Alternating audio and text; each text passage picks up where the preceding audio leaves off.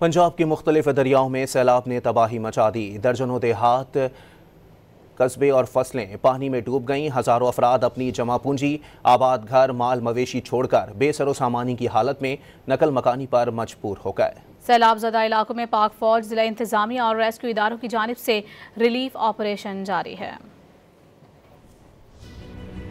بہاول نگر میں دریائے ستلج میں آنے والے پانی میں مسلسل اضافہ ہو رہا ہے۔ 105 دیہات پانی میں ڈوب گئے، تیار فصلیں تباہ ہو گئیں۔ بہاول نگر کے مختلف علاقوں سے تقریباً 1 لاکھ افراد کو محفوظ مقامات پر منتقل کر دیا گیا۔ بہاول نگر میں سیلابی پانی کے تیز بہاؤ سے 9 اراضی حفاظتی بند بھی ٹوٹ گئے۔ جہاں گاڑیاں چلتی تھیں وہاں اب کشتیوں کے ذریعے لوگوں کو منتقل کیا جا رہا ہے۔ سیالکوٹ میں نالوں کی عدم صفائی کی وجہ سے سیلابی پانی نے تباہی مچا دی۔ 5ویں روز بھی شہر کے مختلف علاقوں سے پانی نہ نکالا جا سکا۔ شہری علاقوں میں سیلابی پانی نے خطرے کی گھنٹی بجا دی۔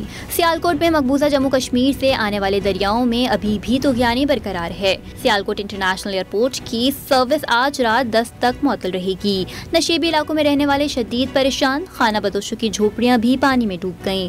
سیلاب زدگان کا مطالبہ ہے کہ ان کی فوری امداد کی جائے۔ جھنگ میں دریائے چناب پر پانی کی سطح بلند ہو رہی ہے۔ گزشتہ روز جھنگ اور دیگر علاقوں میں بند کو 3 مقامات پر دھماکہ خیز مواد سے اڑا دیا گیا۔ جھنگ میں سیلابی پانی میں پھنسے حاملہ خاتون کو محفوظ مقام پر منتقل کر دیا گیا۔ D G P D M A Punjab کے مطابق سیلاب سے متاثرہ علاقوں میں ریسکیو اینڈ ریلیف آپریشن جاری ہے۔ چناب سے بڑا سیلابی ریلا چنیوڑ، جھنگ اور تریمو کی طرف بڑھ رہا ہے۔ ناروال کی ایم آر لنک کینال نہر میں شگاف پڑ گیا۔ درجنوں دیہات زیر آب آ گئے۔ لوگ اپنی مدد آپ کے تحت پانی روکنے کی کوششیں کر رہے ہیں۔ راجن پور میں لوگوں کی کچے سے کشتیوں کے ذریعے اپنے مدد آپ کے تحت نقل مکانی کی جا رہی ہے۔ جہلم، ساہیوال اور دیگر علاقوں میں مسلسل بارشوں سے ندی نالوں میں طغیانی اور سیلابی صورتحال ہے۔